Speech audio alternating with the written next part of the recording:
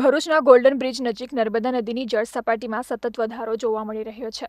નર્મદા ડેમમાંથી 3.50 લાખ ક્યુસેક પાણીની આવકના પગલે નદીની સપાટી વધી રહી છે. નદીની જળ સપાટી 19 ફૂટને પાર કરી ગઈ છે. નર્મદા નદીનું વોર્નિંગ લેવલ 22 ફૂટ છે, જ્યારે ભયજનક સપાટી 24 ફૂટ છે. નર્મદા નદીની જળ સપાટીમાં વધારો થતાં તંત્ર દ્વારા નદીના પટમાં લોકોને ન જવા સૂચના આપવામાં આવી છે. આ તરફ સરદાર સરોવર નર્મદા ડેમની જળ સપાટી 135.86 મીટરે પહોંચી છે. નર્મદા ડેમમાં ઉપરવાસમાંથી 4.38 લાખ ક્યુસેક પાણીની આવક છે, જેને પગલે ડેમમાં પાણી છોડવામાં આવી રહ્યું છે.